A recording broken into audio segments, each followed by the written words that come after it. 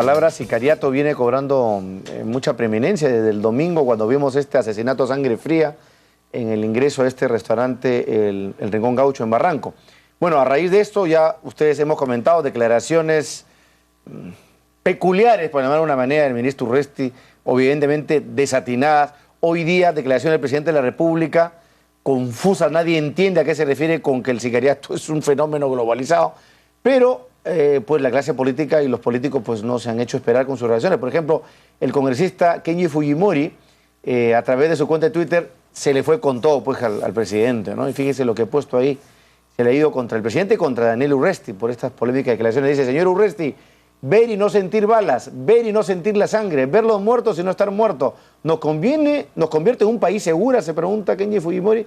Hay otra, dice: para Urresti, Ollantumala, peruanos debemos estar felices de no ser el blanco, sino testigos de la guerra en las calles, entre organizaciones criminales. Y hay otro más. Había otro más también. Pero bueno, ha sido realmente entre bromas e insultos y no tan bromas y críticas. Pues lo cierto es que si las declaraciones de Urresti nos parecieron peculiares, repito, con este tema de que finalmente la ciudadanía no tiene que preocuparse porque los sicarios atacan a los delincuentes, ¿no es cierto? Y hoy el presidente salió con este tema es un fenómeno de producto de la globalización. Ya realmente nos quedamos sentados, ya no sabemos qué decir, si esto es un chiste, si eso lo hacen a propósito, si se les escapa, ya uno no sabe qué pensar. Carlos Sombrío nos acompaña esta noche. Hola, Mario, ¿Tienes alguna teoría sobre lo que ha pasado entre el presidente y el ministro Urresti?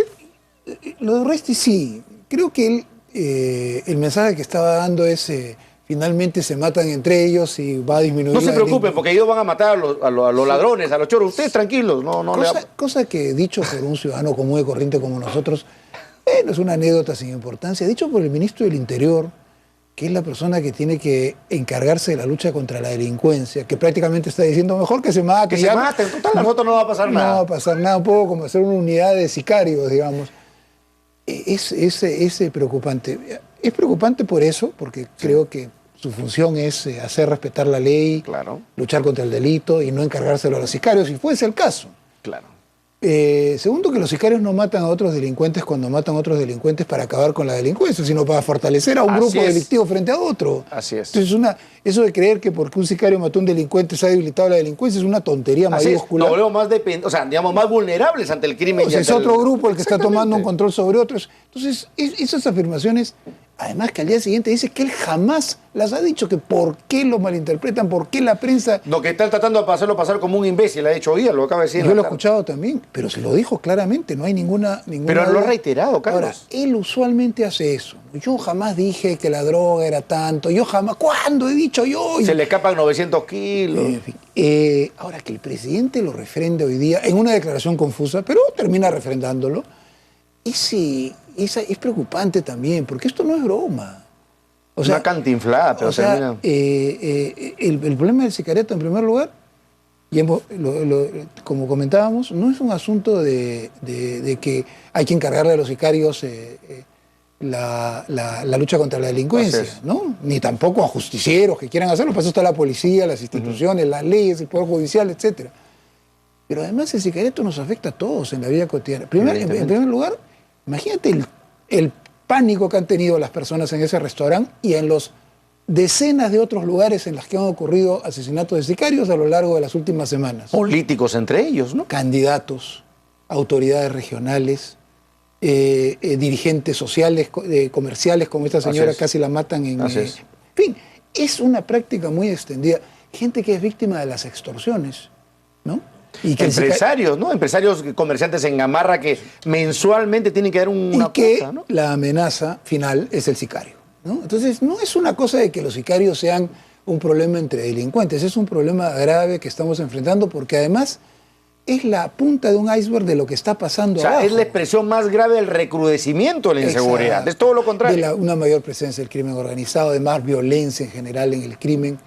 Entonces ahí preocupa, ¿no? Ahora, Carlos, varias veces creo que hemos hablado contigo de este tema, pero ¿se puede esperar algo de este gobierno? O sea, me refiero, sabiendo que es el principal problema de Perú. Dicho sea de paso, hoy día un periodista argentino, Guillermo Culel, retuiteó un dato de la CAF, que ha hecho un estudio donde dice que el 60% de los pobladores de América Latina sienten que la inseguridad es su principal problema. Sí. Evidentemente, o sea, eso nadie lo niega, pero como bien ha intentado decir hoy día el presidente, mal de mucho no puede ser consuelo de tontos, ¿no? El presidente ha dicho cosas que no son ciertas también antes de responderte a esta, sí que se puede hacer algo de este gobierno. Uno ha dicho que este es un problema de la globalización, es decir, que más o menos nos viene del mundo hacia nosotros. Así es. Es un poco lo que ha querido decir, si uno puede tratar de interpretar. Es una interpretación. Y lo otro que ha dicho es que esto siempre ha existido.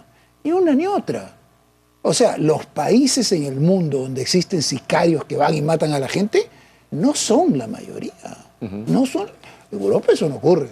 En Estados Unidos, Canadá no ocurre. En Chile no ocurre. En Uruguay no ocurre. En Ecuador no ocurre. En Bolivia no ocurre. En Costa Rica no ocurre. Y le podría seguir mencionando países al respecto. Ocurre en los países donde la cosa se ha complicado. O sea, nos estamos pareciendo, no a todos, sino a México, a Colombia, en su momento, Guatemala, en su momento, que todavía sigue habiendo sicarios en Colombia. Nos estamos pareciendo a los que están muy, muy mal. Esa no es la globalización, ese es un grupo de países que están muy fregados. A eso nos estamos pareciendo. Y segundo, siempre ha habido sicarios en el Perú. No es cierto. No es cierto. Hace 6, 7, 8 años no había sicarios en el Perú. Ni uno. No había ni un asesinato de sicarios en el Perú. Esto es un fenómeno nuevo que ha empezado hace 7, 8 años y que esto se está agudizando y que, por supuesto, si el presidente o el ministro piensan que mejor, no han dicho eso, pero uno podría leerlo de esa manera, que se maten entre ellos, estamos en un problema. Claro, lo que quizás les ha faltado la explicación. Como en América Latina hemos crecido y al Perú le ha ido bien económicamente y hay más plata, entonces eso trae más delincuencia. Exactamente, tampoco no es una asimilación tan automática, ¿no? Chile ha crecido y no hay más delincuencia. ¿Por qué funciona su policía? Porque tiene que haber instituciones que acompañen al crecimiento, para que funcione la política, para que funcione la seguridad.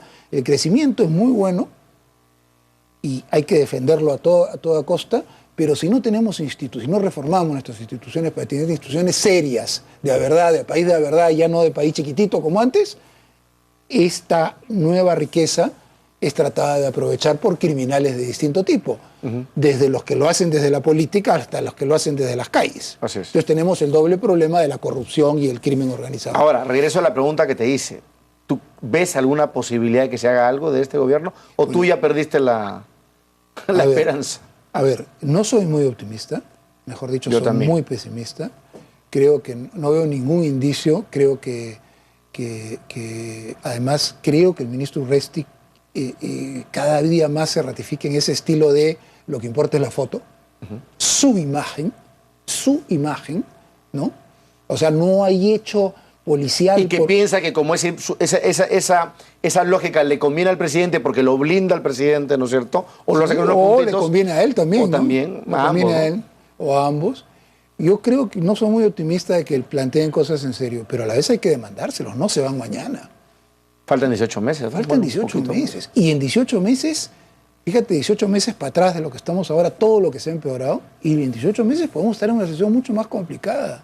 Mucho, mucho más complicada. Ahora, algunos hemos escrito, creo que tú también, sobre, no se hizo nada hasta acá, pero teniendo en cuenta que es un problema de Estado el tema de la inseguridad, así como el crecimiento económico, así como la reforma del sistema político, lo que estamos viendo en las regiones, como es un tema de Estado, yo creo que la señora Jara sí estaría en la posibilidad, empoderada, por supuesto, por el presidente de la República, de por lo menos dar inicio a una reforma. Por supuesto que sí. Pero el tema es que, claro, ella lanza el tema y dice, no, la oposición es la que se niega, pone en pretexto, pero si ellos tienen el poder, el liderazgo les corresponde a ellos, además, no a la oposición. Además, a una convocatoria seria de cara a la opinión pública, planteando, vamos en serio a discutir los temas centrales y ponernos de acuerdo en política de Estado, que no van a dar resultados en 1 año y medio, porque ninguna política de Estado da resultados en 1 año y medio, ni la de educación, ni la de salud, ni la de economía, hay que acumular en el tiempo. Pero empiezas a generar consensos básicos. Empiezas a generar consensos básicos.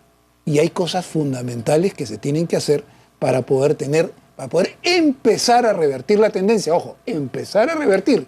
Otra de las cosas que nos han querido hacer creer es que esto lo soluciona un ministro hiperactivo en 4 o 5 meses. Así es. Pidiendo DNIs en el Cerro San Cosme, peleándose con los borrachos y los... Tremendo.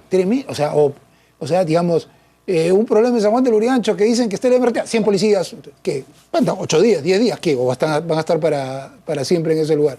Y ahí, lo mandamos a Cerro San Combe, y el Cerro San Combe lo van a mandar a otro lado. Así no se trabaja.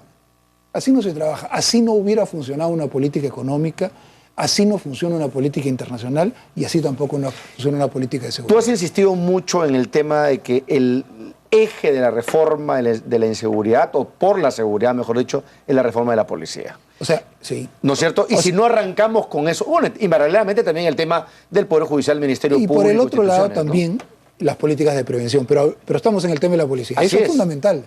O sea, hay que decirlo, hay muchos buenos policías y hay éxitos policiales, de los cuales el ministro Urresti no se pierde uno para la foto. Pero en términos generales, hoy día la policía peruana no está preparada por una serie de razones para poder enfrentar el tipo de crimen que hay en el Perú. No lo está. No lo está. Ni en calidad ni en cantidad. Ni en calidad ni en cantidad.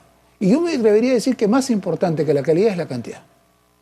Perdón, que la... Al revés. Al revés. Que más la cantidad, importante la calidad que la cantidad. Exacto. Bueno, porque si habla, por ejemplo, van a entrar 3.000 policías nuevos a patrullar, y no, anuncios, pero claro, y todavía mantenemos el 24/24, que nadie se explica por qué se mantiene. O sea, se ha anunciado hace un año y no se modifica eso. Bueno, lo anunció el ministro Pedraza, lo continuó anunciando el ministro Albán, cuando ya Albán dijo, ya llegué a un acuerdo con el ministro de Economía, esto empieza en noviembre, diciembre, etcétera, etcétera. Salió a la semana siguiente, lo sacaron por esa u otra razón, o renunció, sabe Dios, y Urresti lo primero que dijo, antes de 2 días en el carro, es que ya había hablado con el ministro de Economía y que eso ya no iba.